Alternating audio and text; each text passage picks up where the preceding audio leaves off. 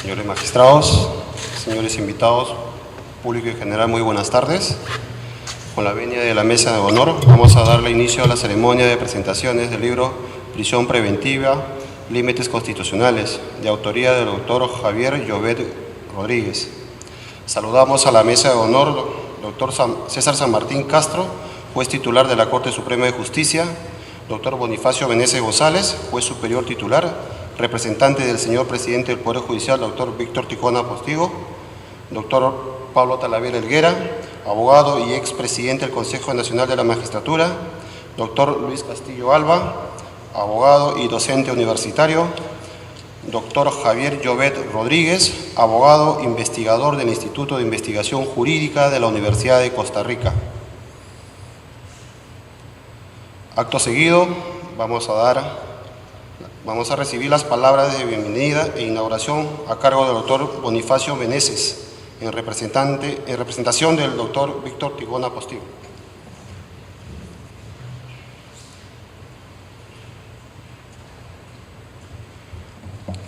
Muy buenas tardes, distinguido señor juez supremo titular de la República, César Eugenio San Martín Castro, distinguido señor Pablo Talavera Helguera, expresidente del Consejo Nacional de la Magistratura, distinguido señor abogado José Luis Castillo Alba y el señor referente y presentador del libro Javier Llobet Rodríguez.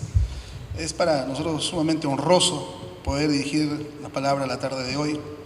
El señor presidente del Poder Judicial nos ha encargado hacer la inauguración de este magno evento en su representación, atendiendo que estamos coordinando esfuerzos en lo que se refiere a la coordinación nacional de la implementación del juzgado de flagrancia, que tienen muy a bien estar vinculados a un caso tan sensible como es la privación de la libertad o la pena privativa de libertad anticipada, y que viene a ser materia de este importante libro.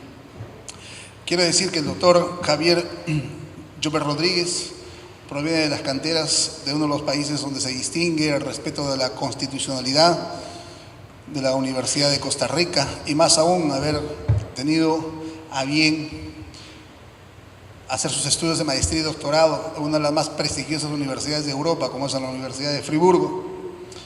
El libro de Prisión Preventiva y Límites Constitucionales aborda un delicado entendimiento de lo que significa esta pena privativa de libertad anticipada, y sobre todo en momentos de que un código penal como el de nosotros, que ha sido modificado 571 veces únicamente para dictar medidas y penas privativas de libertad en una escalinata punitiva, y aquello que en su momento en un gobierno robustecido como es en la Italia de 1940, que decía que Enrico Ferri, que el derecho penal se puso de rodillas ante Mussolini.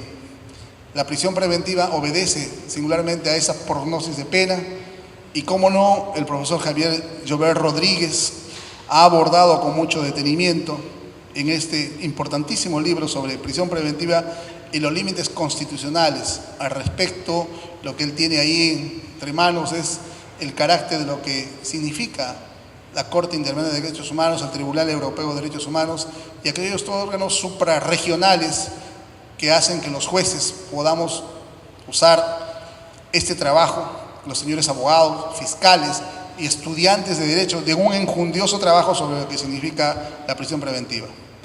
Reitero, señores, nuestro agradecimiento por su presencia la tarde de hoy, y vamos a contar con un panel de lujo, como es el señor magistrado César San Martín Castro, doctor Pablo Talavera Helguera y el doctor José Luis Castillo Alba. Quiero en nombre del señor Víctor Ticona Postigo hacerle presente sus más cordiales saludos. Se encuentra fuera de la ciudad y, por supuesto, esperanzados que esta reunión sea para poder evaluar, rebatir y al final podemos decir que fue una actitud de él, de Javier Llobet Rodríguez, digna de encomio en la difusión de lo que es el libro. Muchísimas gracias.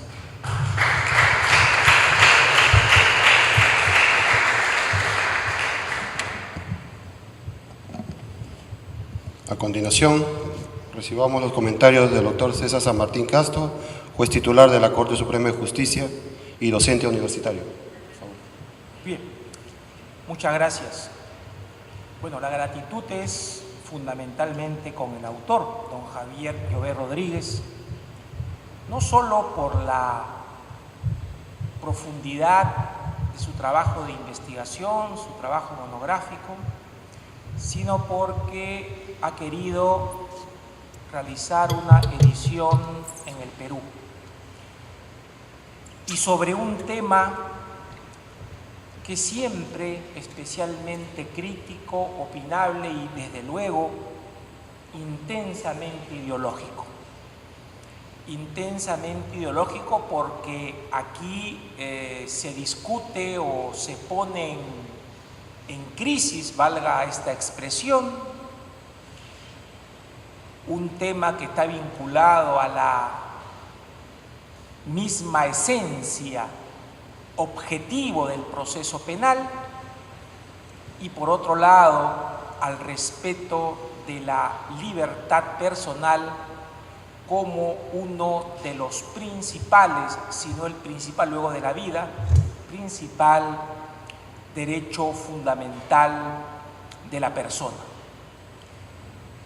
Es intensamente ideológico porque acá se cruzan las concepciones sobre la sociedad, sobre el Estado y sobre la vida misma, pero creo que ya en este momento, en este estado de la evolución del pensamiento jurídico-político, ya se tiene claro que aquí lo que se debe de respetar siempre es el Estado constitucional y la dignidad de la persona, que son barreras infranqueables, o si ahora, como se dice, líneas rojas que no pueden superarse por mucho que aparentemente las situaciones de crisis y de violencia como consecuencia de una fuerte actividad delictiva y el temor que esto ocasiona en la sociedad nos muevan a discutir desde una lógica restrictiva la regulación sobre la prisión preventiva. El autor, en su lógica y en su posición pertinazmente democrática en favor del Estado de Derecho, es muy claro en afirmar la necesidad de consignar, de asumir un conjunto de tesis para ubicar en su correcta dimensión la prisión preventiva y precavernos de lo que ahora se llama el populismo penal, cuyos antecedentes desde luego tenemos que verlo en el conjunto de movimientos autoritarios que se han ido generando en el desarrollo del mundo y en especial en el siglo pasado y en este siglo. Creo que este es un tema que debe de quedar bastante claro. En segundo lugar, si hay algo que debemos siempre enfatizar es que la prisión preventiva, por sobre todo, es una medida de coerción con función cautelar y a veces punitiva coercitiva, y que por consiguiente toda su dimensión valorativa y regulatoria debe de enfocarse respetando estos criterios de principio fundamentales. Y aquí creo que es pertinente reconocer dos temas fundamentales. Una cosa, a mi juicio, son los principios que limitan o delimitan la institución procesal en comento, y otras son los presupuestos materiales que autorizan a dictar tan grave medida de aseguramiento procesal. Y aquí siempre hay que revisar, por un lado, en lo primero, presunción de inocencia, que antes de principio podría ser visto como una garantía o derecho a garantía, y por otro lado, sí, el principio de proporcionalidad en determinados ámbitos, no todos, y otro principio que está allí y que muchos desgajan de la proporcionalidad, que es el principio de intervención indiciaria, que son datos distintos pero que confluyen en darle un signo importante a la prisión preventiva, y que el autor de una u otra forma acomete de un modo, a mi juicio, bastante claro y con un manejo muy solvente del derecho comparado. Es claro que la prisión preventiva tiene que estar informada y solamente podría autorizarse, tendría legitimación en primer lugar si existe una sospecha fundada o vehemente, o siguiendo la tradición hispana clásica, indicios de criminalidad razonables o fundados o muy graves. Creo que eso forma parte de un principio eje fundamental. Y el otro principio que está en una lógica siempre de limitación es la presunción de inocencia, que lo que juega aquí en clave muy importante es, en primer lugar, evitar considerar la prisión preventiva como una pena anticipada y, por tanto, excluir todas aquellas, no solo concepciones, sino resultantes regulatorios o normativos que están en su propia base, así como que ninguna finalidad de la prisión preventiva podría ser equiparada o tener la misma finalidad preventivo general o preventivo especial de la pena, sobre todo aquí por el peligro llamado de reiteración delictiva. Esos son los principios que de una u otra forma deben de asumirse y deben de moldear el acercamiento y la interpretación de los presupuestos que determinan la imposición de la medida. El fumus comici delicti es el primer presupuesto ya hablado, que se requiere básicamente la necesidad de una sospecha suficiente, razonable, con una intensidad tal que permita a cualquier observador razonable estimar de que hay una vinculación cierta entre el hecho realmente perpetrado y acreditado y la persona imputada de su comisión a título de autor o a título de partícipe. La gran discusión siempre ha sido qué tanto se pide y qué tipo de actos de investigación, que no pruebas, habrían que asimilarse, asumirse para formular este juicio. Pero ese presupuesto vinculado a la intervención indiciaria de la proporcionalidad tiene sencillamente ese marco previo.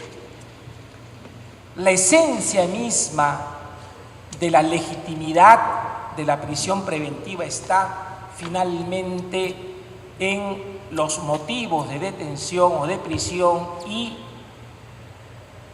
en el peligro o en los riesgos, y aquí hay que buscar cuáles son ellos, que a su vez deben ser compatibles con la proporcionalidad.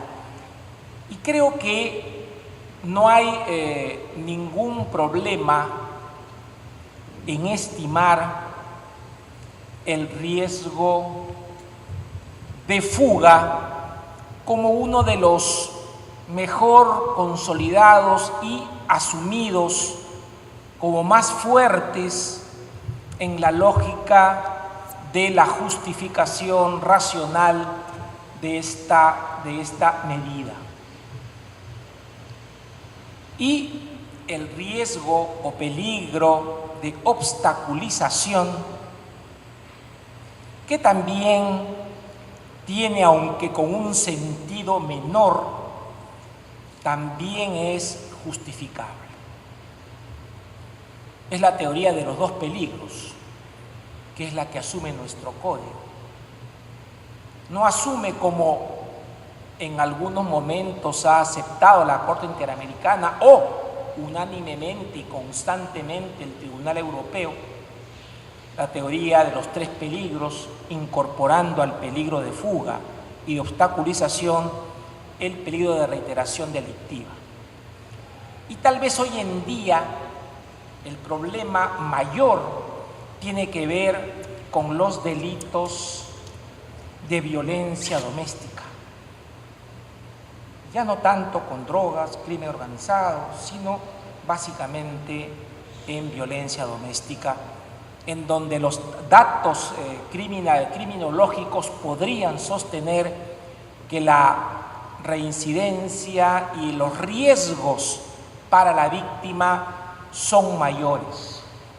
El agresor sexual reitera su agresión, el agresor doméstico no se cura y es constantemente, va en aras de su víctima, y aparentemente las estadísticas y los trabajos criminológicos podrían justificarlo. Sin embargo, allí sí creo que el principio de proporcionalidad puede decir hay otras medidas igualmente eficaces o en todo caso más eficaces que podrían evitar imponer estos hechos, esta medida, porque si no el tema se vería rebasado.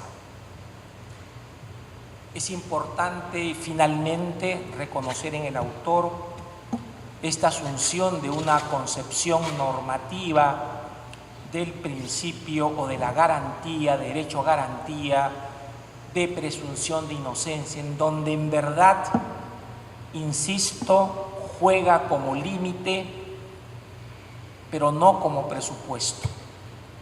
Y si es un límite, en consecuencia, así uno esté preso preventivamente, la garantía de presunción de inocencia sigue funcionando y solamente se va a enervar una vez que haya una sentencia condenatoria firme. Ninguna concepción psicológica puede aceptarse y la normativa es la única viable. Se discute en la doctrina si el peligro de fuga o el peligro de entorpecimiento, uno u otro, no serían compatibles. Claro, en lógicas abolicionistas, claro que no. Pero esto no responde, creo yo, al actual estado de la doctrina, al actual estado de las circunstancias, y más allá de ser firmes y nos ayuda mucho el libro del profesor Llobet Rodríguez en rechazar lógicas populistas y las presiones que vienen de los más media, de la clase política, sí creo que es importante asumir el centro mismo de sus postulaciones, porque aquí se encarna un derecho penal democrático, un derecho procesal que repudia las lógicas emergencistas y por tanto también pone una traba a lo que significa una consecuencia adicional de lo que ahora se llama el derecho penal del enemigo. El libro del profesor Llobet, pues, no solo tiene una enjundia dogmática, teórica de primerísimo nivel, que ha actualizado, sino también permite a los operadores jurídicos, en especial a nosotros los jueces, líneas de apreciación que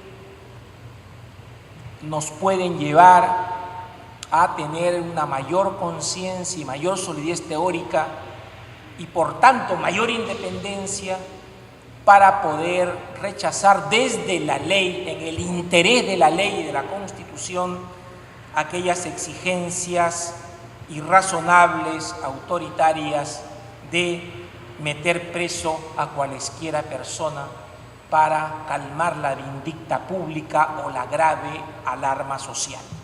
Creo que aquí se encuentra el mérito. Es un libro que instrumentalmente nos va a ayudar para contener esas ideas del populismo penal y nos va también a calmar nuestra conciencia y afirmar líneas de postulación absolutamente democráticas. Felicito pues al doctor Llobet Rodríguez por su magnífica contribución al derecho procesal y por darnos la oportunidad de que en Perú se conozca su obra y se la lea como se va a leer, con toda atención y con el respeto que merece la altísima calidad de su producción. Gracias.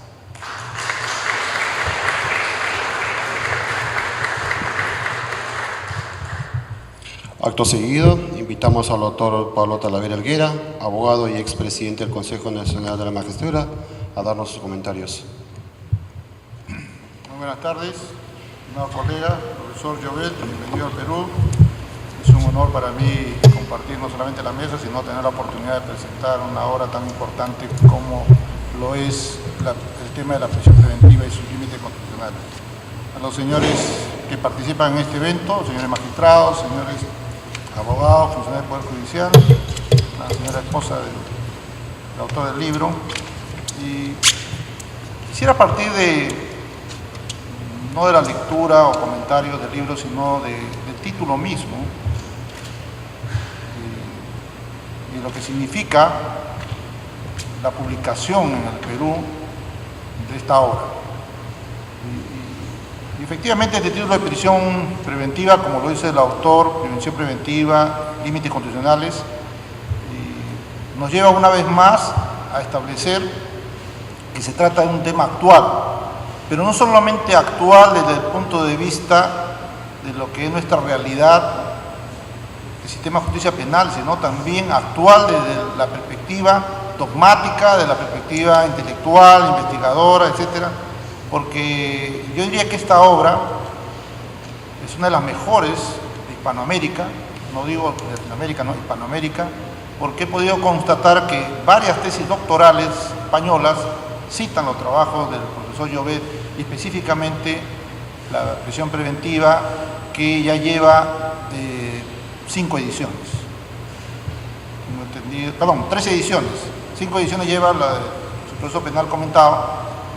Y es un tema que ya él viene trabajando desde su etapa investigativa, en su maestría que llevó en la Universidad de Friburgo, como también la etapa de elaboración de su tesis doctoral, también en la misma universidad, bajo la dirección del profesor Alvines.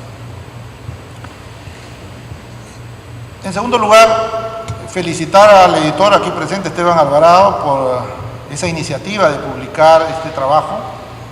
Creo que va a servir de mucho, no solamente a los abogados, a los fiscales, a los jueces, sino también a quienes nos dedicamos al área del derecho procesal penal, porque pocas veces se tiene información bastante actualizada y bien trabajada sobre lo que la dogmática procesal penal alemana ha desarrollado alrededor de esta institución que es la prisión preventiva.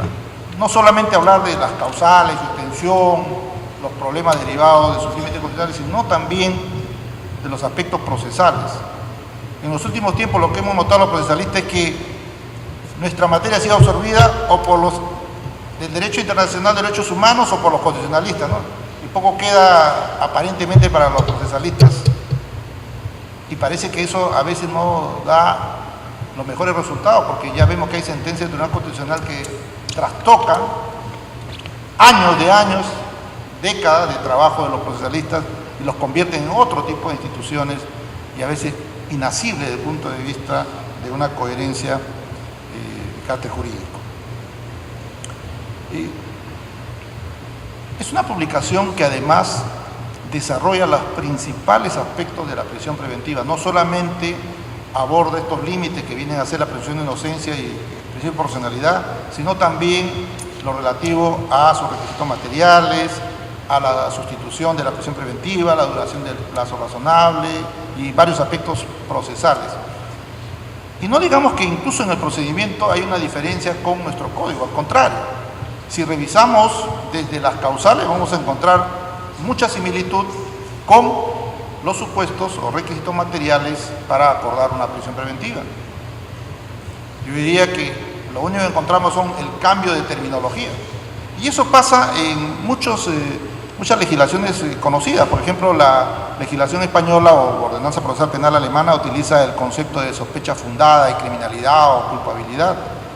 La española, motivo bastante para creer que el imputado ha cometido el delito.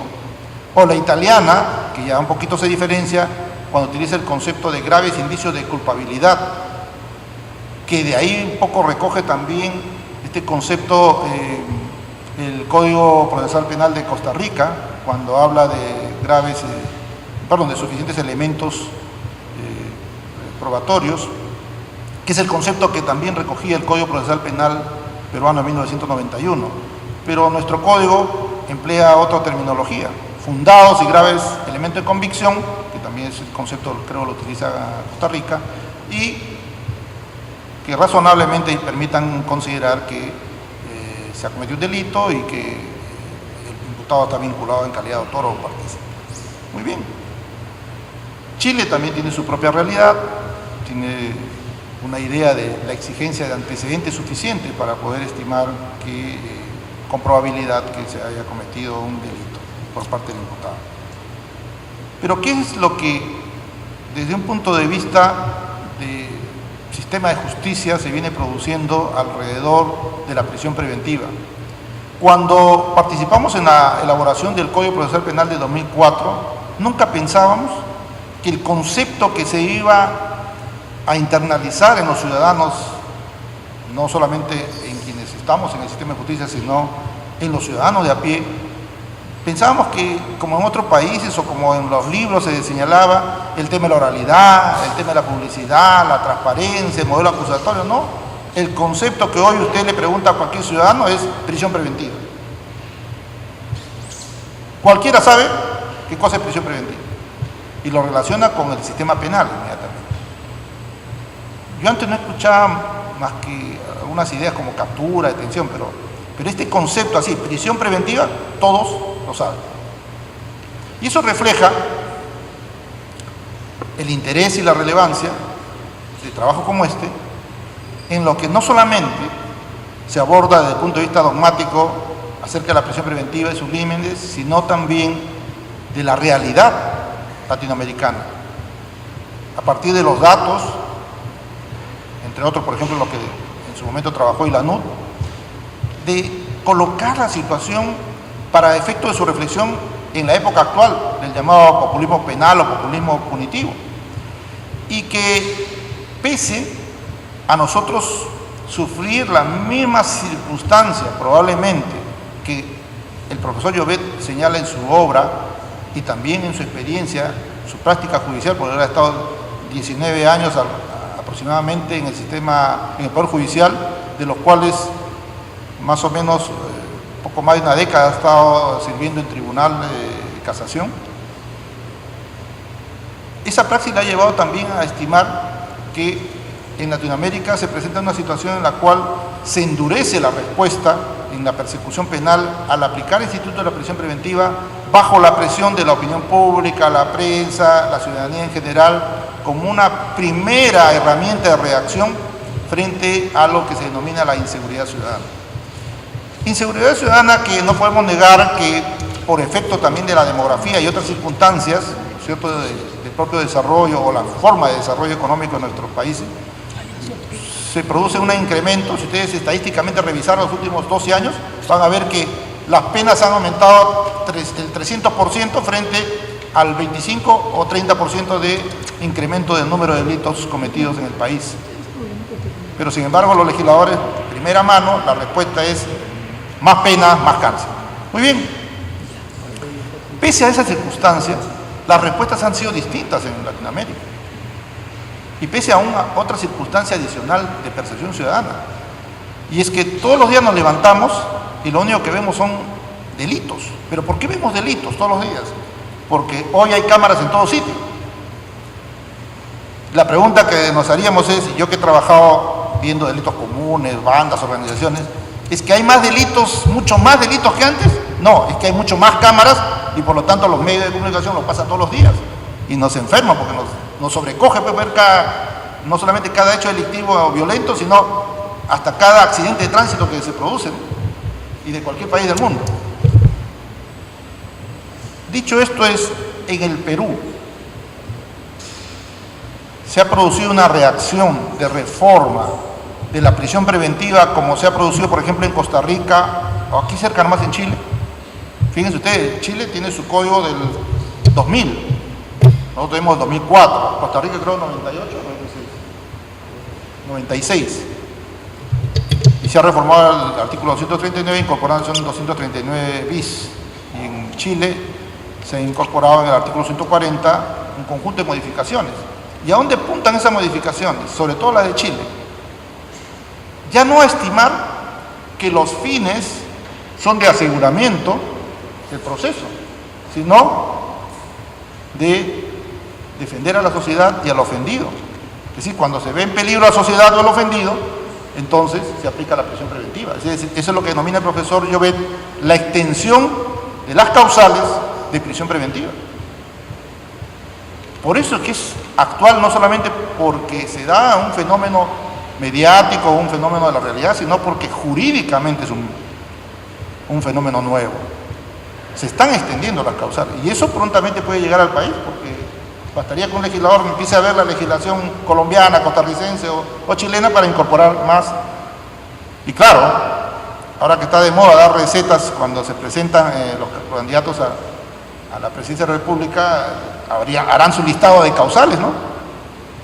De pasada también siempre golpeando al Poder Judicial, bajo también la fórmula que repite el profesor Llobet de que la justicia en su práctica judicial es achacada de que la policía los captura y los jueces los sueltan. Es decir, que el sistema no opera como se quisiera. No sé, porque empíricamente no se ha hecho un trabajo en el país, si eso es cierto o no, desde una perspectiva de aplicación del Instituto de la Prisión Preventiva. Si realmente merecían salir o no merecían salir, si debieran o no estar en libertad.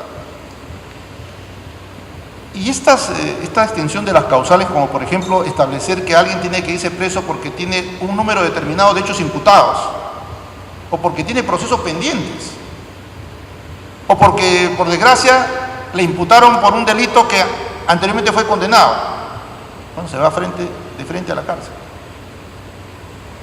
Y aquí no quedaría otra cosa para los jueces que empezar a encarcelar. Ya tenemos 80.000 presos en los penales y ya no hay sitio. En consecuencia, jurídicamente podría darse esa situación. Todavía no estamos en la situación. No obstante, evidentemente, en el Perú vemos que es un problema, igualmente la prisión preventiva. Es un problema en el cual fiscales, jueces se ven muchas veces o son objeto de presión por la opinión pública.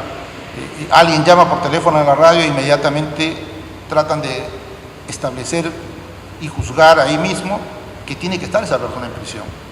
cuando ni siquiera alguien, siquiera el abogado de la causa, algunos de los abogados de la causa, que ha tenido acceso o información de primera mano, podría haber dado alguna opinión sobre el particular. Son los locutores, son los conductores de los programas los que establecen su parecer y por tanto eso es lo que cala en la opinión pública. Y es más, lo dice un conductor y luego opina un señor parlamentario y a partir de ahí ya se convirtió inclusive en las redes sociales hasta en tendencia. ¿Que está bien o está mal regular la prisión preventiva en nuestro país a la luz de todo lo que nos dice el profesor Llobet? Yo creo que está en un estándar, está dentro de lo que podríamos decir es el estándar de la regulación de la prisión preventiva, y porque además el legislador, a mi juicio, ha recogido ya dentro de la propia configuración de las causales, los requisitos y los fines de la prisión preventiva, aquello del principio de proporcionalidad.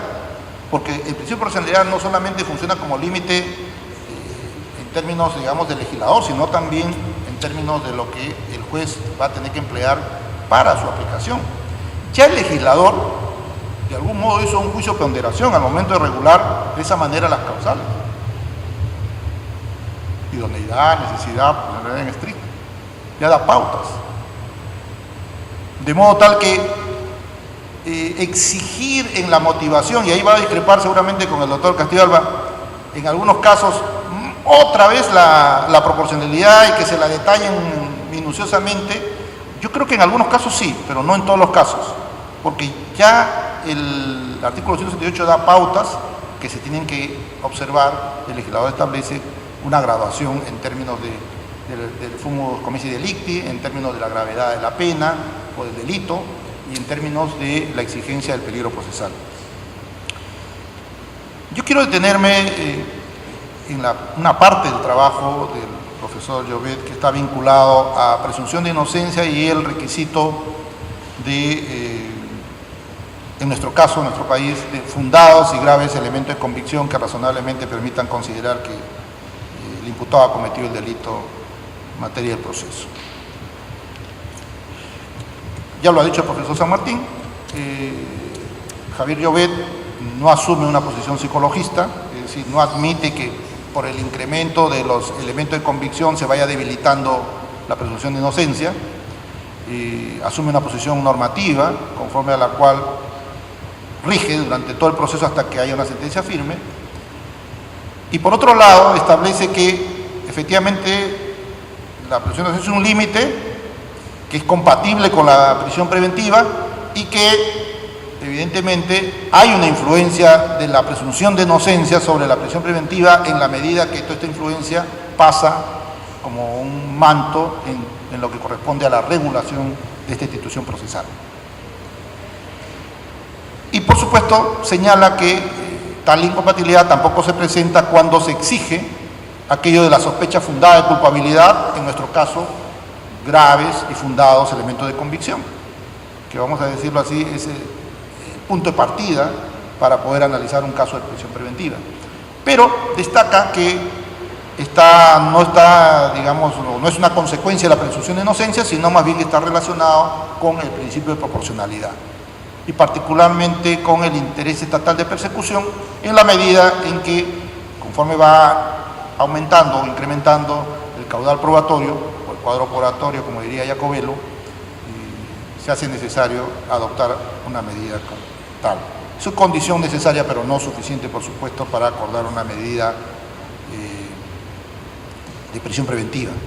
Como también rechaza la posibilidad que, con la sola imputación de procesamiento, de apertura de investigación formal o de inicio, ¿no?, que son indicios razonables o sospechas, se pueda considerar que automáticamente se da el requisito exigido por la ley para acordar una prisión preventiva. Pero además quisiera agregar aquello a lo que también se ha referido de algún modo el profesor Martín y hace también una referencia en su trabajo último que ha publicado sobre derecho procesal penal, y está relacionado con aquello que significa fundados y graves elementos de convicción que razonablemente, ¿no?, lleven a considerar que se ha cometido. Son muchos conceptos, ¿no? Gonzalo del Río ha tratado de algún modo de desentrañar. Bueno, en realidad son términos, pero que vienen a expresar lo mismo que en las otras legislaciones, ¿no? Aquello de, primero, la existencia de elementos de convicción, o actos de investigación, o medio de investigación, o incluso lo que dice la legislación italiana, graves indicios. Pero podría ser que estos conceptos nos lleven también a una interpretación un poco más analítica, en un sentido diferente. ¿Qué entendemos por fundado? ¿Qué entendemos por grave? ¿Y qué entendemos por razonable? Y como dice Gonzalo del Río, y lo he venido diciendo yo también hace algún tiempo, cuando se utiliza el término fundado, se está diciendo que tiene que estar corroborado, que tiene que estar respaldado. Fundado es aquello que yo considero que tiene fundamento, que tiene un respaldo.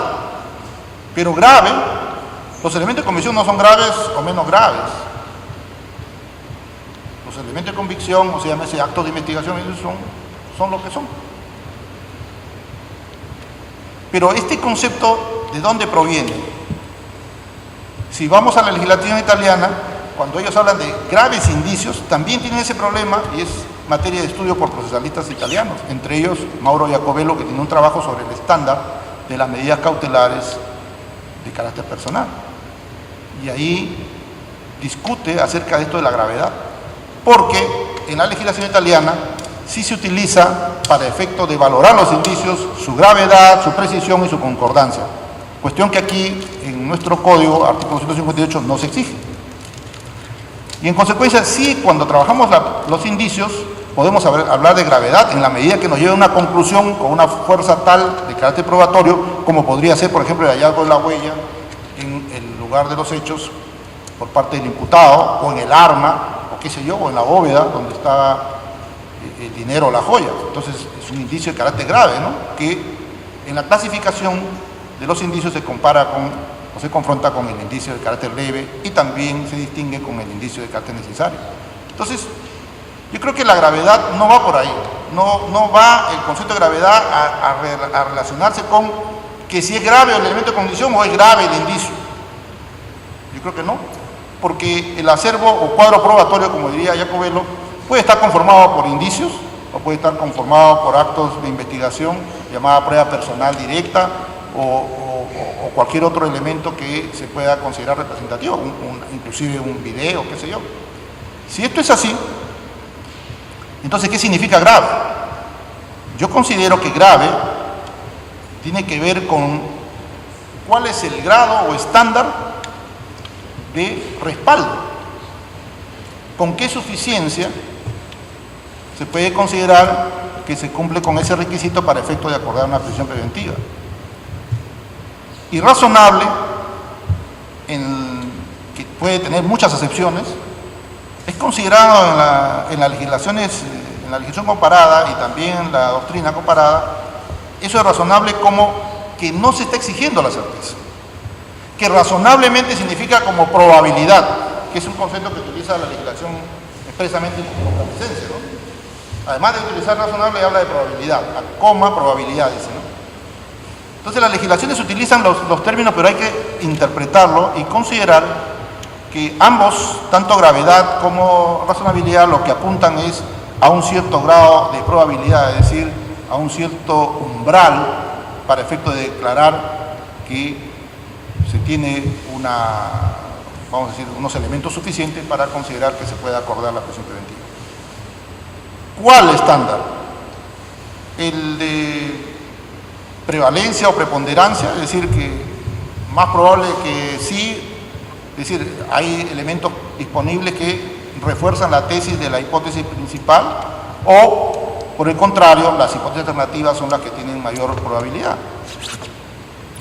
Y hay otros que sostienen, como Jordi Nieva Fenol, que tiene que ser de certeza, es decir, como que en ese momento tienen que, sin duda alguna, tener la posibilidad de condenar al imputado con los elementos en que se cuenta. Pero si eso es así, yo no entendería por qué el legislador utilizaría la palabra razonablemente. Finalmente, hay un profesor chileno, Beltrán, que ha trabajado con mayor detenimiento el tema del estándar, al igual que Jacobello. Jacobello se descanta por un sistema de prevalencia, ¿no? Prueba prevalente. Y este profesor chileno va un poco más allá y habla del concepto de prueba clara y convincente, ¿no? El sistema americano. Es decir, va un poco más allá y exige que, y ahí donde compatibiliza con Jacobello, pese a que no lo trabaja ni lo cita, podría decirse que hay una cierta coincidencia cuando exige cánones de racionalidad, como por ejemplo la exigencia de eliminar hipótesis alternativas en ese momento, la capacidad de resistir la refutación y la posibilidad de criterios de variedad y calidad de los elementos de convicción. Y eso es lo que apunta, y lo más importante de lo que apunta Jacobello en su trabajo sobre el estándar probatorio de las medidas cautelares de carácter personal. Dice que, dadas las razones que se tienen que fundar para dictar una medida de prisión preventiva, debe también operar el mismo método probatorio como que si estuviera realizando una valoración en el momento de dictar sentencia. Por supuesto, no está hablando que se aplique el mismo estándar, lo que está diciendo es que se use el mismo método. Y esto tiene un asidero en nuestra legislación, porque ese método no es otro que el método que exige el examen individual y la evaluación en conjunto de los resultados probatorios, así como el contexto. Y a eso se refiere el artículo 158 cuando dice que para dictar una medida cautelar no basta la declaración del colaborador, del arrepentido o del testigo, en este caso de referencia, u otros análogos, si no viene corroborada con otra prueba. Es decir, ya está estableciendo la ley la necesidad de cumplir con un elemento adicional, que es que la declaración venga vestida y no que por el contrario se encuentre desnuda. Entonces, creemos que, por supuesto, no es el momento para desarrollar esto con mayor amplitud, pero solamente para señalar que hay una gran preocupación en los últimos trabajos sobre medidas cautelares relativos al estándar, que hay también una necesidad de reflexionar acerca de los métodos probatorios. ¿Y por qué? Porque en los últimos tiempos se ha visto que inclusive el Tribunal Constitucional ha dictado sentencia, como el caso Quimper, donde dice que cuando se analiza una medida cautelar de carácter personal, no se tiene que discutir si la prueba en que se funda la medida es ilícita o no, es decir, prueba prohibida o no. Y eso evidentemente afectaría el método probatorio, porque la base inicial para aplicación de una valoración racional es el examen de fiabilidad en términos de legitimidad en la obtención de la fuente de prueba. Pero porque si es evidente que la fuente de prueba fue ilícita, ¿cómo puede fundar una medida cautelar de carácter personal? Si el artículo 158 dice que una declaración de un arrepentido por sí sola no puede fundar, o un colaborador, una sentencia, ¿cómo puede fundar una prueba prohibida? ¿Y qué dice nuestro Tribunal Constitucional? Por eso dije que hay problemas de carácter procesal a veces en el Tribunal Constitucional. ¿Qué es lo que dice? No, que eso se tiene que resolver en la sentencia. En consecuencia, mientras tanto, siga usted privado o afectado con una medida cautelar de carácter personal. Para finalizar, quisiera señalar que este trabajo me ha llevado a mí a revisar, fíjense ustedes lo que produce un trabajo de esta magnitud, la reflexión acerca de algunos aspectos ya muy precisos de la prisión preventiva, quizás a desarrollar más lo probatorio en la prisión preventiva. No estoy todavía tocando todos los elementos vinculados al peligro procesal, que también requieren algún respaldo, y por eso es que resulta recomendable. No solo tiene una valía dogmática, sino que llama a la reflexión, a una reflexión intelectual, y por cierto, es sumamente recomendable, y estoy seguro que el éxito que ha tenido en Costa Rica y varias ediciones de esta obra también se producirá en el Perú. Ya sería cuestión de ver los contratos con la editora correspondiente. Muchas gracias.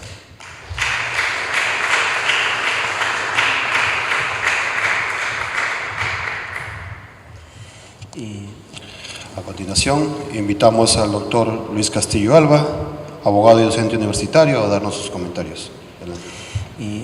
Agradezco por razones de tiempo voy a tratar de ser lo más breve posible.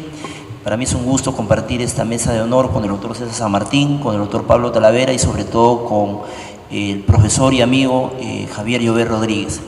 En principio debemos destacar que el doctor Javier Llobet Rodríguez es tal vez el procesalista penal costarricense más destacado y connotado, no solamente en la actualidad, sino desde hace muchos años atrás. El doctor Llobet es discípulo del gran penalista costarricense Francisco Castillo González, una de las luminarias del derecho penal de América Latina, que tiene escrito 3 tomos.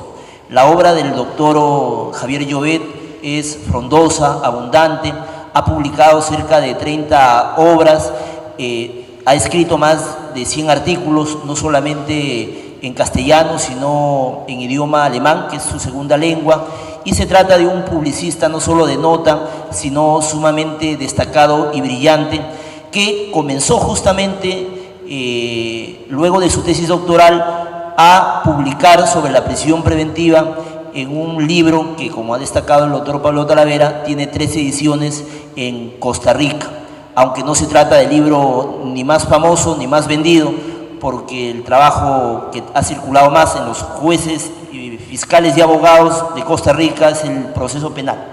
Sin embargo, se trata de una obra brillante. Creo que en Hispanoamérica no podemos afirmar que tal vez la obra del doctor sea la mejor, pero no hay ninguna obra que la supera. Dentro de las obras destacadas, aparte de la obra del doctor Javier Llobet Rodríguez, se encuentra la obra del doctor José María Asensio Mellado y del doctor, el profesor brasileño Odone Sanguiné. Personalmente, tuvimos la suerte de un intercambio epistolar o por mail fluido con el doctor Llobet y lo invitamos para que publicara en el Perú uno de sus trabajos más valiosos y que tiene reconocimiento continental. Es citado con frecuencia por la doctrina argentina, es famosa la polémica que generó el cambio de opinión del profesor argentino Daniel Pastor sobre cuestiones de prisión provisional y que lo llevan a ser considerado como uno de los procesalistas más grandes de América Latina y de Hispanoamérica. En mi exposición voy a tratar de ser muy concreto. He considerado 3 aspectos relevantes de su libro que han despertado algún interés en quien les habla sobre la prisión preventiva. Me refiero al peligro procesal, al principio de proporcionalidad aplicada a la prisión preventiva y al deber de imparcialidad conectado con la prisión preventiva y la presunción de inocencia. Respecto al peligro procesal, creo que la doctrina hispanoamericana, de la mano de la obra del doctor Javier Llobet, debería profundizar, abarcar y discutir sobre aspectos medulares del peligro procesal.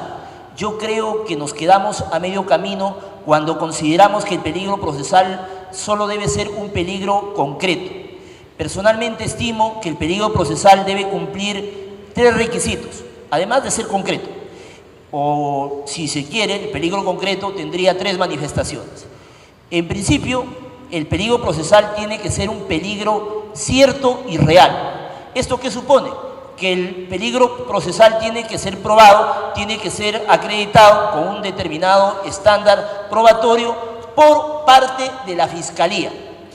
El juez penal no puede tomar en consideración elementos no aportados, no introducidos y que no han cumplido con la titularidad de la carga de la prueba respecto a los presupuestos materiales de la prisión preventiva por parte de la Fiscalía. El peligro, cuando se habla de ser cierto y real, supone que el peligro no puede ser inventado, no puede ser creado, no puede ser imaginado por el juez.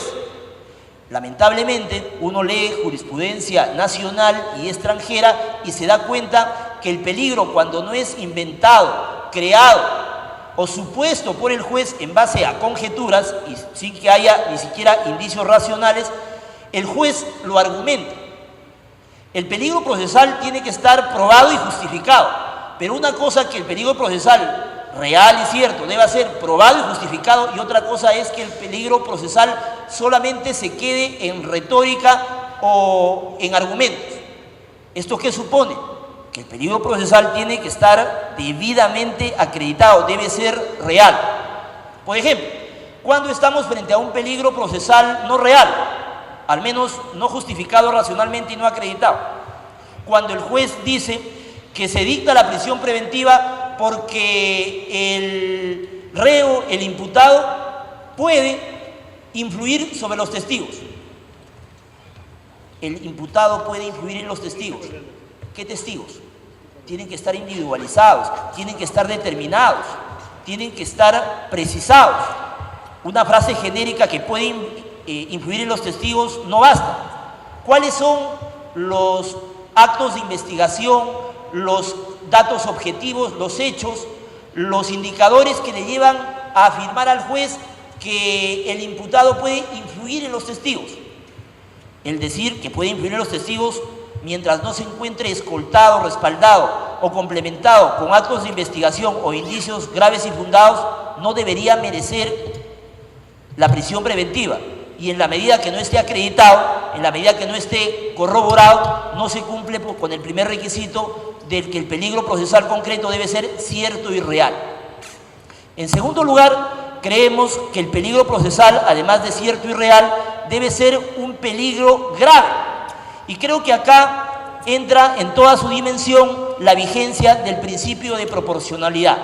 Los peligros procesales no son todos de una sola intensidad, de una sola gravedad o de una sola gama. Los peligros procesales de manera global pueden ser clasificados en peligro procesal grave, en peligro procesal leve y peligro procesal de gravedad intermedia.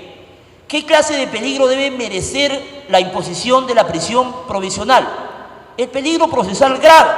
Cuando estamos frente a un peligro procesal de intensidad media o insignificante, se deben acudir o apelar a otros mecanismos alternativos a la prisión provisional: la comparecencia con restricciones, la firma cada 15 días o 30 días en el juzgado, las cauciones. Lamentablemente, mis queridos amigos, el peligro procesal tiene que estar justificado en cuanto a su gravedad. No basta señalar, por ejemplo, que existe un peligro de entorpecimiento de la actividad probatoria. ¿Cómo puede haber un peligro de entorpecimiento de la actividad probatoria si el Ministerio Público, por ejemplo, no cumplió con asegurar o pedir al juez el aseguramiento de los medios de prueba o de los indicios de criminalidad? Queda claro que el peligro procesal grave, quien lo debe conjurar es el Ministerio Público, y cualquier pedido y afectación de los derechos fundamentales tiene que ser solicitado por el fiscal y complementado por el juez. La gravedad del peligro procesal supone verificar y comprobar que si el peligro es de gravedad media, se puede dictar una comparecencia con restricciones, o si es un peligro procesal de gravedad insignificante o de baja intensidad, pues solo basta imponer una comparecencia simple. Asimismo, consideramos que junto a la realidad del peligro procesal, a la necesidad de que se trate de un peligro grave en intensidad, el peligro procesal debe además ser inminente, porque los peligros procesales pueden ser ciertos, pueden ser graves, pero no necesariamente inminentes. Y pongo un ejemplo. Por supuesto, yo soy de los que piensan que el peligro procesal tiene que basarse en varios indicadores y no solo en uno. Pero tomando como ejemplo una jurisprudencia peruana, por ejemplo, ¿qué ocurre cuando el imputado salió del país el año 2009 y el juez, al momento de decretar la prisión provisional, establece y sostiene que como el imputado tiene pasaporte y salió del país el año 2009, debe merecer la imposición de la prisión provisional? En principio, el tener pasaporte no es indicador sino de la posibilidad de ejercer un derecho fundamental, la libertad personal y el derecho de movimiento no solamente interno, sino sobre todo poder viajar al extranjero. El peligro procesal, si estamos en el 2015 o en el 2016, de un hecho ocurrido en 2008 o 2009, es inminente. ¿Qué pasa, por ejemplo, si la persona no ha vuelto a viajar, si su pasaporte ha caducado o sencillamente al país que se requiere supuestamente viajar o se piensa que va a viajar requiere no un pasaporte, sino un visado? La inminencia del peligro supone la necesidad que el Ministerio Público pruebe y verifique y le haga saber al juez que efectivamente hay un peligro de fuga o un peligro de entorpecimiento de la actividad probatoria grave. Es un tema, por ejemplo, que la lectura del libro del doctor Llobet Rodríguez me ha despertado. En segundo lugar, quisiera, por ejemplo, también de la mano de la gran obra del doctor Llobet Rodríguez, que ha tenido la generosidad de publicarla en el Perú, se debe destacar. Acá en el Perú vivimos en una situación de emergencia en el uso de la prisión preventiva. Existe un uso exagerado, antidemocrático, no convencional, no constitucional de la prisión preventiva.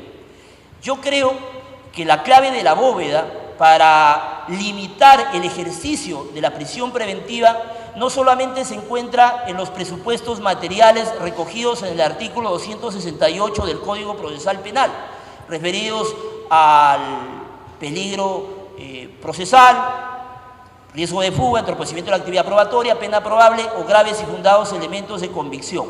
Creo que el cuarto principio material de la prisión preventiva debe ser el principio de proporcionalidad. Y hay una norma en el Código Procesal Penal, aparte del consabido artículo 6 del título preliminar que establece la necesidad de que las medidas limitativas sean proporcionales, que ha sido olvidado por todos los operadores de justicia, pero en especial por los abogados y los fiscales. Me refiero al artículo 254.2 del Código Procesal Penal, B, literal B, que dice lo siguiente: el auto judicial deberá contener, bajo sanción de nulidad, repito, bajo sanción de nulidad, la exposición de las específicas finalidades perseguidas y de los elementos de convicción que justifican en concreto la medida dispuesta con cita de la norma procesal aplicable. Cuando se habla de específicas finalidades perseguidas bajo sanción de nulidad, lo que quiere decir el legislador peruano es que se debe justificar en cada prisión provisional el juicio de proporcionalidad. Y si el juez omite de manera expresa americana de derechos humanos que establece como condición de validez de la prisión preventiva, y acá el doctor Llobet no me dejará mentir, la justificación del principio de proporcionalidad. La Corte Interamericana, en efecto, en diversas sentencias, ha establecido como no condición de legitimidad, no como complemento, sino como condición para que las prisiones preventivas no sean nulas e inválidas, la necesidad de que se justifique el juicio de proporcionalidad. Por ejemplo, se encuentran las sentencias del caso Norín Cantramán contra Chile, el caso Barreto Leiva contra Venezuela, el caso Chaparro Álvarez contra Ecuador y el caso J contra Perú. El Perú ha sido condenado también por la Corte Interamericana en una sentencia de agosto del año 2013 y se ha dicho que como los jueces no justifican la proporcionalidad y la necesidad de la medida, el Estado es condenado. Me permito de manera muy escueta dar lectura a una de las sentencias que hacen referencia a la necesidad de justificar la prisión provisional.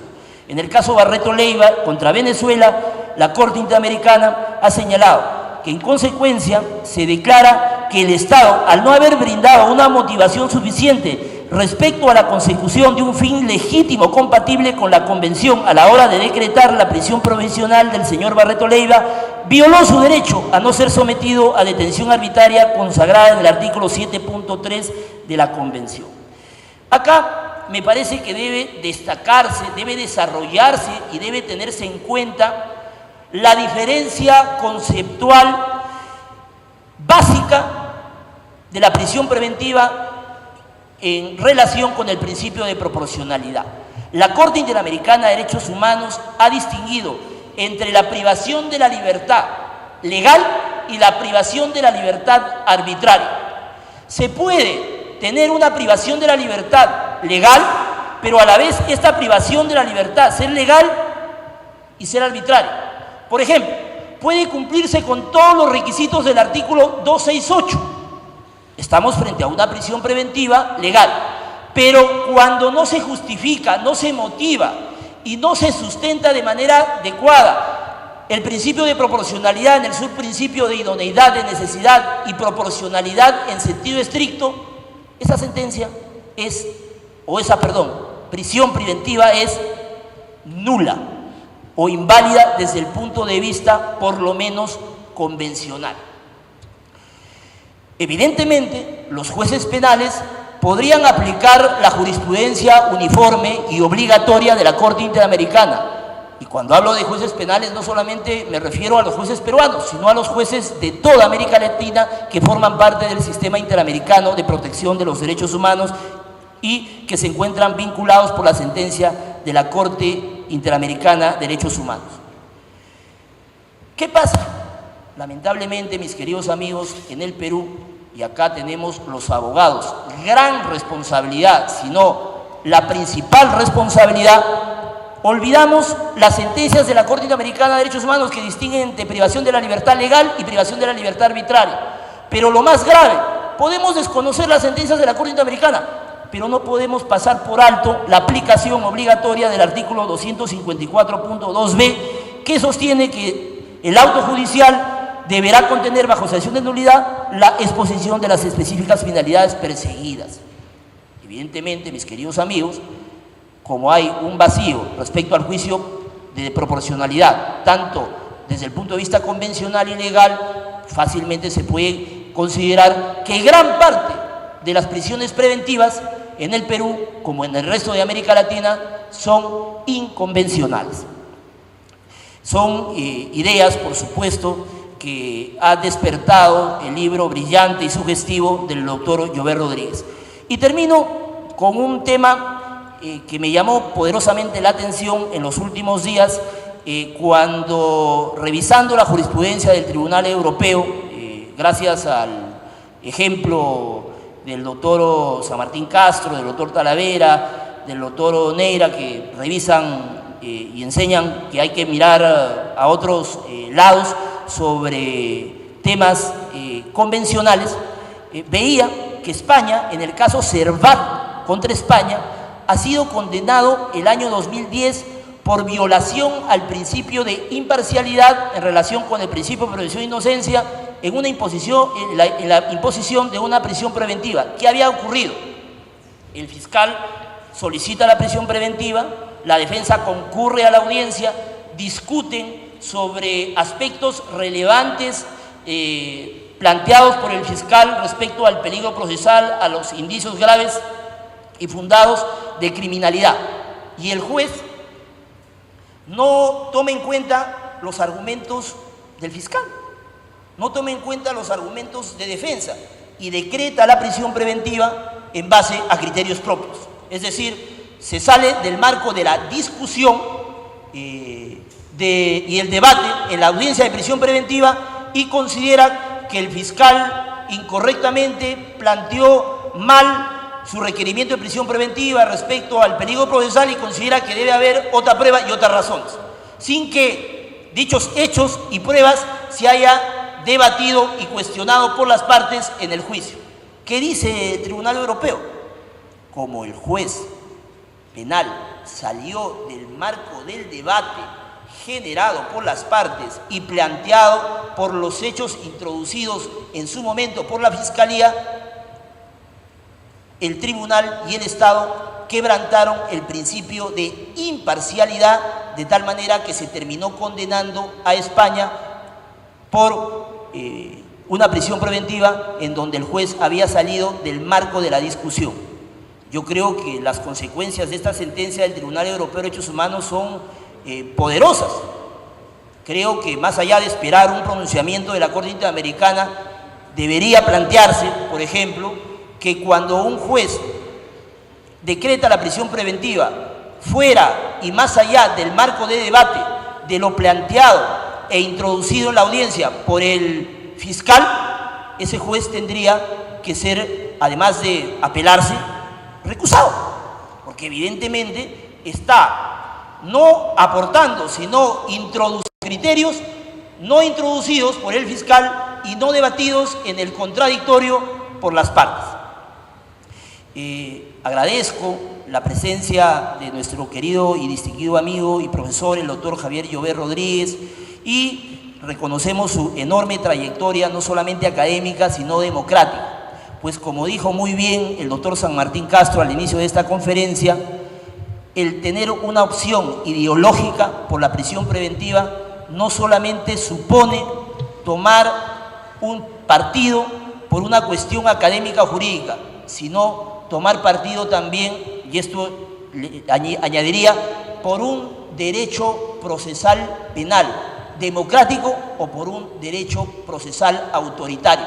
Porque ninguna democracia de Occidente y ninguna democracia civilizada que se levanta sobre el respeto de los derechos humanos y en particular de la libertad personal puede recibir el título de Estado constitucional si es que no protege la libertad de los ciudadanos. De tal manera que los altos índices de prisión preventiva en el Perú nos deben llevar a replantear si verdaderamente vivimos en un Estado constitucional respecto a la libertad personal. Muchas gracias.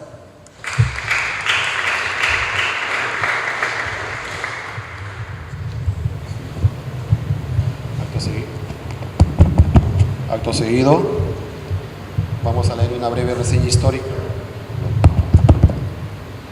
del doctor Javier Llobet Rodríguez, de nacionalidad costarricense, con estudios de grado en la Universidad de Costa Rica, obteniendo la licenciatura en Derecho y Notario Público, con estudios de posgrado de máster en Derecho y doctor en Derecho en la Universidad de Friburgo.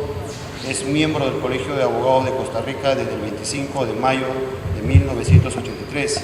En ejercicio la actividad docente por más de 22 años de experiencia, siendo 21 de ellos en la Universidad de Costa Rica.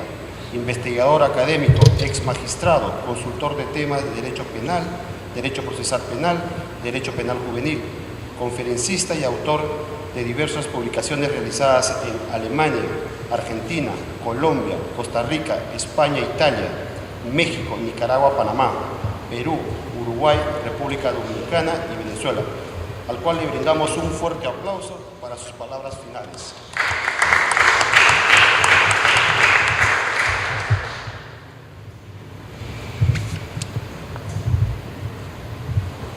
Muy buenas tardes, doctor Bonifacio Meneses González, juez superior titular y coordinador nacional de delitos de flagrancia del Poder Judicial. Doctor César San Martín Castro, juez titular de la Corte Suprema de Justicia de la República y docente universitario. Doctor Pablo Talavera Helguera, abogado y expresidente del Consejo Nacional de la Judicatura. Doctor Luis Castillo Alba, abogado y docente universitario. Abogado Esteban Alvarado, gerente de la editorial Gridley, público presente. Perú es un país maravilloso, con gente maravillosa. Esta es la tercera vez que vengo a Perú y ya estoy pensando en la cuarta. Quiero agradecer a José Luis Castillo Alba que haya hecho posible la publicación, igual que a Esteban Alvarado de la editorial de Gridley. Hay temas que durante la vida de uno lo siguen persiguiendo, aunque uno trate de separarse de eso. Sí, ese ha sido el tema de la prisión preventiva, que desde el año 1990 ha estado conmigo, y a pesar de que he tratado de tratar los dos temas, siempre siguen pidiendo que escriba sobre la prisión preventiva o que exponga sobre la prisión preventiva. Yo había preparado hoy una exposición de unos 45 minutos y es un tanto difícil, y voy a tratar de hablar en unos 15 minutos. La última vez que lo intenté fue en 1998, en una exposición que tuve en Derecho Penal Juvenil, y fui tan sintético y tan denso que tengo que decir que dejé mareado al público, que quedó tan disgustado conmigo que nadie les quiso después de la conferencia tomar café conmigo. Esperemos que esto no suceda el día de hoy. Latinoamérica es una de las regiones del mundo en donde tendemos a garantizar todos los derechos. En las constituciones políticas nuestras vemos como nuestras constituciones políticas son de las más avanzadas, en que se consagran los derechos de la primera, segunda, tercera y hasta de la cuarta generación. Y tendemos a ratificar todos los tratados internacionales de derechos humanos habidos y por haber, pero somos también de las regiones en donde se da un mayor incumplimiento de todos estos derechos. Eso sucede, por ejemplo, con el mismo tema de la presunción de inocencia, en donde nuestras constituciones se ha tendido a establecerla expresamente, igual en los tratados internacionales en que ratificamos. Sin embargo, vemos niveles altísimos de presos sin condena. Hace mucho tiempo, Eugenio Raúl Zaffaroni hizo una expresión que decía que ante los niveles de presos sin condena en Latinoamérica, decía que en realidad la prisión preventiva funcionaba como la condena y la descarcelación del imputado durante el proceso funcionaba como funcionaba un procedimiento de revisión, y eso porque la regla era la prisión preventiva. Aún hoy día, con todos los cambios legislativos que han existido, los niveles de presos sin condena son elevadísimos en Latinoamérica, y Perú no es la excepción. En 1981, cuando se hizo un estudio por parte del ILANUD, se mencionaba cómo muchos países tenían más del 90% de presos sin condena, y el promedio general en Latinoamérica era del 65%. Hoy día esos porcentajes han mejorado o han disminuido, pero no disminuido en el nivel que deberían haber disminuido. Muchos países tienen porcentajes superiores incluso al 50%, incluso mucho más, y el promedio general en Latinoamérica sigue siendo excesivamente alto, de aproximadamente el 40%. En el texto que yo he escrito, lo que se trata es, por un lado, de establecer a partir de dos principios, el principio de presunción de inocencia y el principio de proporcionalidad, los límites a la prisión preventiva. Y esta interacción entre los principios de presunción de inocencia y de proporcionalidad ha dado siempre lugar a una gran discusión, y yo he tratado de formular una posición en relación con eso para tratar de entender los diversos límites en relación con el tema de la prisión preventiva. Por ejemplo, en relación con la presunción de inocencia, yo parto de que tiene una gran influencia en relación con las causales de la prisión preventiva, en donde se lleva a la exigencia del peligro de fuga, el peligro concreto de fuga y el peligro concreto de obstaculización como causales de la prisión preventiva dentro de los requisitos materiales, mientras que en relación con el principio de proporcionalidad, una serie de requisitos que muchas veces se le atribuyen a la presunción de inocencia, yo parto que son consecuencia de la proporcionalidad.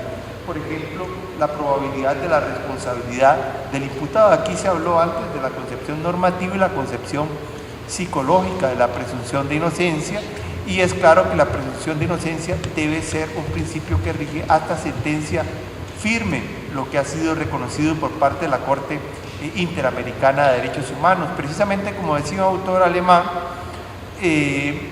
la presunción de inocencia desempeña su función precisamente con respecto al cual que es realmente sospechoso, y no esa función protectora no la necesita precisamente el que no sea lo suficientemente sospechoso de culpabilidad. Igualmente, el tema de las alternativas a la prisión preventiva, yo parto de que son consecuencia del principio de necesidad. Los límites a la duración de la prisión preventiva también con respecto a su justificación a partir del principio de proporcionalidad y la imposibilidad de que la prisión preventiva, usualmente en Latinoamérica se tiende a decir de que no debe superar el máximo de la pena esperada. Yo parto de que lo correcto es lo que indicó en su momento la Comisión Interamericana de Derechos Humanos, digamos, todo eso como consecuencia del principio de proporcionalidad, de que no es que el preso preventivo no puede ser condenado, no puede ser tratado peor que un condenado, sino tiene que ser tratado mejor que a un condenado, y que por eso la propuesta que hizo en algún momento la Comisión Interamericana de que no debería superarse la duración de la prisión preventiva 2/3 del mínimo de la pena contemplada para el delito. Igualmente otros aspectos relacionados con el principio de proporcionalidad, por ejemplo, la sustitución de la prisión preventiva en el caso de enfermos graves y mujeres embarazadas. Creo que nosotros, digamos, la realidad latinoamericana contrasta con nuestra legislación, como les estaba indicando, en donde los porcentajes de presos sin condena siguen siendo muy elevados, y precisamente se ha agravado la situación, como se decía aquí, en los últimos tiempos a través de diversas reformas procesales que se han emprendido, reformas procesales y reformas de la legislación de fondo, y precisamente una de las reglas en los códigos que tiende más a modificarse es precisamente el tema de la prisión preventiva. Y también hay, por supuesto, una gran presión de parte de los medios de comunicación y también de parte de los políticos para que se ordene la prisión preventiva, lo que ha llevado a un endurecimiento del poder punitivo en Latinoamérica, en donde ha aumentado, bueno, así como hablamos de que se ha logrado disminuir del 65 al 40%, digamos, en global en Latinoamérica, digamos, aún con niveles muy elevados de presos sin condena, se ha producido en los últimos tiempos un aumento vertiginoso de la cantidad de presos en general por 100.000 habitantes en Latinoamérica, y grandes problemas de hacinamiento carcelario, que en parte todo eso ha disfrazado esa situación de una serie de países que han disminuido la cantidad de presos sin condena, pero que no la cantidad, sino los porcentajes de presos sin condena, pero en realidad no ha disminuido la cantidad de presos sin condena, porque lo que ha sucedido es que también ha aumentado la cantidad de personas privadas de libertad.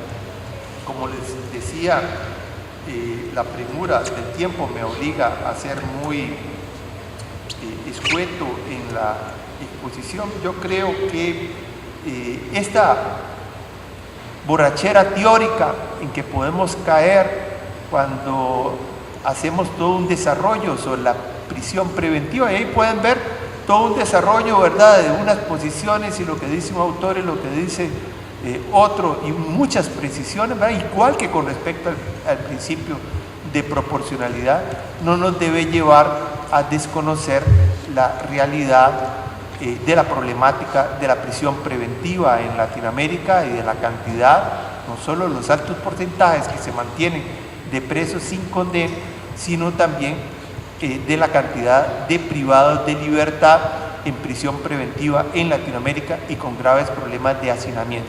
Pero frente a esta realidad existente en Latinoamérica, nosotros no debemos ser conformistas, sino debemos luchar porque haya una mayor conformidad entre los principios teóricos y la realidad existente. Muchas gracias.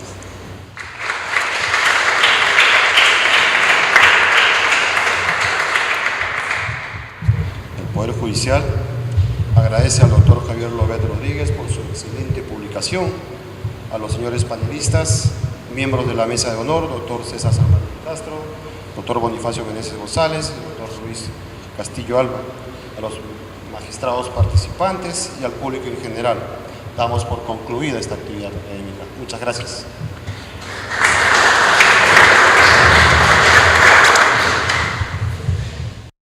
Medida de aseguramiento procesal.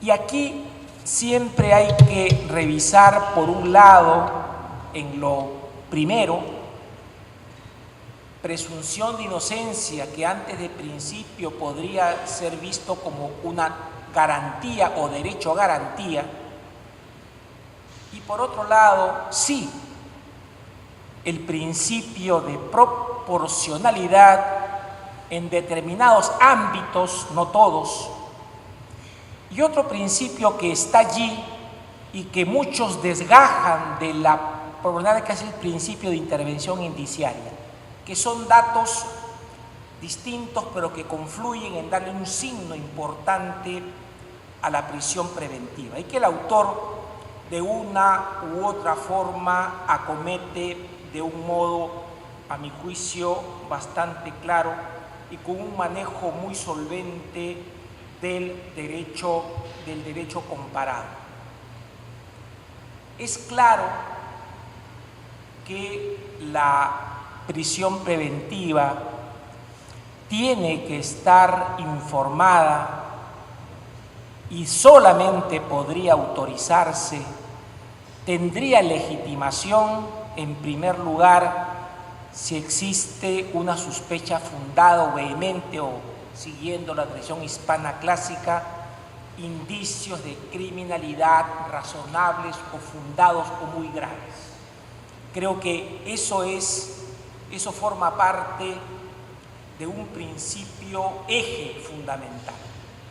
Y el otro principio que está en una lógica siempre de limitación es la presunción de inocencia, que lo que juega aquí en clave muy importante es, en primer lugar, evitar considerar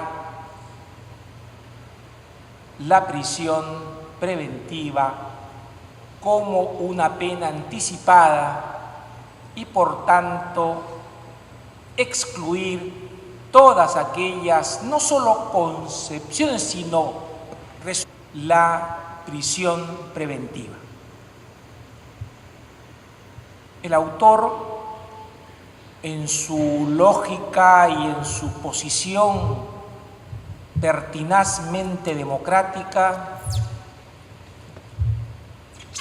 en favor del Estado de Derecho, es muy claro en afirmar la necesidad de consignar, de asumir un conjunto de tesis para ubicar en su correcta dimensión la prisión preventiva y precavernos de lo que ahora se llama el populismo penal, cuyos antecedentes, desde luego, tenemos que verlo en el conjunto de movimientos autoritarios que se han ido generando en el desarrollo del mundo, y en especial en el siglo pasado y en este siglo. Creo que este es un tema que debe de quedar bastante claro.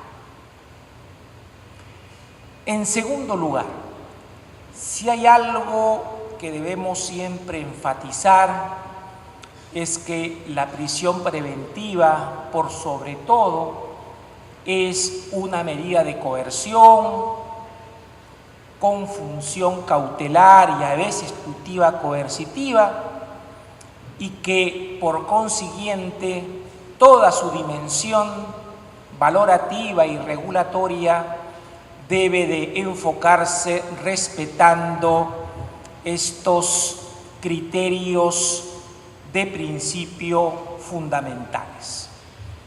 Y aquí creo que es pertinente reconocer dos temas fundamentales. Una cosa, a mi juicio, son los principios que limitan o delimitan la institución procesal en comento, y otras son los presupuestos materiales que autorizan a dictar tan grave. Señores magistrados, señores invitados, público en general, muy buenas tardes. Con la venia de la mesa de honor, vamos a darle inicio a la ceremonia de presentaciones del libro Prisión Preventiva, Límites Constitucionales, de autoría del doctor Javier Llobet Rodríguez. Saludamos a la mesa de honor, doctor César San Martín Castro, juez titular de la Corte Suprema de Justicia, doctor Bonifacio Meneses González, juez superior titular, representante del señor presidente del Poder Judicial, doctor Víctor Ticona Postigo, doctor Pablo Talavera Helguera, abogado y expresidente del Consejo Nacional de la Magistratura, doctor Luis Castillo Alba, abogado y docente universitario, doctor Javier Llobet Rodríguez, abogado investigador del Instituto de Investigación Jurídica de la Universidad de Costa Rica. Acto seguido, vamos a recibir las palabras de bienvenida e inauguración a cargo del doctor Bonifacio Meneses, en representación del doctor Víctor Ticona Postigo.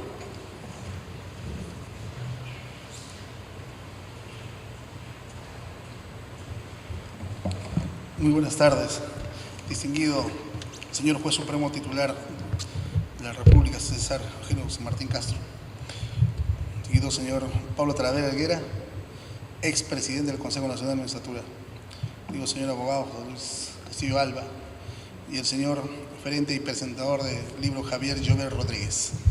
Es para nosotros sumamente honroso poder dirigir la palabra la tarde de hoy. El señor presidente del Poder Judicial nos ha encargado hacer la inauguración de este magno evento en su representación, atendiendo que estamos coordinando esfuerzos en lo que se refiere a la coordinación nacional de la implementación del juzgado de flagrancia, que tienen muy a bien estar vinculados a un caso tan sensible como es la privación de la libertad o la pena privativa de libertad anticipada, y que viene a ser materia de este importante libro. Quiero decir que el doctor Javier Llobet Rodríguez proviene de las canteras de uno de los países donde se distingue el respeto de la constitucionalidad, de la Universidad de Costa Rica, y más aún haber tenido a bien hacer sus estudios de maestría y doctorado en una de las más prestigiosas universidades. El autor, don Javier Llobet Rodríguez, no solo por la profundidad de su trabajo de investigación, su trabajo monográfico, sino porque ha querido realizar una edición en el Perú y sobre un tema que siempre especialmente crítico, opinable y desde luego intensamente ideológico. Intensamente ideológico porque aquí se discute o se pone en crisis, valga esta expresión, un tema que está vinculado a la misma esencia, objetivo del proceso penal, y por otro lado al respeto de la libertad personal como uno de los principales, si no el principal luego de la vida, principal derecho fundamental de la persona. Es intensamente ideológico porque acá se cruzan las concepciones sobre la sociedad, sobre el Estado y sobre la vida misma, pero creo que ya en este momento, en este estado de la evolución del pensamiento jurídico-político, ya se tiene claro que aquí lo que se debe de respetar siempre es el Estado constitucional y la dignidad de la persona, que son barreras infranqueables, o si ahora, como se dice, líneas rojas que no pueden superarse por mucho que aparentemente las situaciones de crisis y de violencia como consecuencia de una fuerte actividad delictiva y el temor que esto ocasiona en la sociedad nos muevan a discutir desde una lógica restrictiva la regulación sobre universidades de Europa, como es la Universidad de Friburgo. El libro de Prisión Preventiva y Límites Constitucionales aborda un delicado entendimiento de lo que significa esta pena privativa de libertad anticipada y sobre todo en momentos de que un código penal como el de nosotros, que ha sido modificado 571 veces únicamente para dictar medidas y penas privativas de libertad en una escalinata punitiva, y aquello que en su momento en un gobierno robustecido como es en la Italia de 1940, que decía que Enrico Ferri, que el derecho penal se puso de rodillas ante Mussolini. La prisión preventiva obedece singularmente a esa prognosis de pena y, cómo no, el profesor Javier Llobet Rodríguez ha abordado con mucho detenimiento en este importantísimo libro sobre prisión preventiva y los límites constitucionales. Al respecto, lo que él tiene ahí entre manos es el carácter de lo que significa la Corte Interamericana de Derechos Humanos, el Tribunal Europeo de Derechos Humanos y aquellos todos órganos suprarregionales que hacen que los jueces podamos usar este trabajo, los señores abogados, fiscales y estudiantes de derecho, de un enjundioso trabajo sobre lo que significa la prisión preventiva. Reitero, señores, nuestro agradecimiento por su presencia en la tarde de hoy y vamos a contar con un panel de lujo, como es el señor magistrado César San Martín Castro, el doctor Pablo Talavera Helguera y el doctor José Luis Castillo Alba. Quiero en nombre del señor Víctor Tibá Posillo hacerle presente sus más cordiales saludos, se encuentra fuera de la ciudad y por supuesto esperanzados que esta reunión sea para poder evaluar, rebatir y al final podemos decir que fue una actitud de él, de Javier Llobet Rodríguez, digna de encomio en la difusión de lo que es el libro. Muchísimas gracias.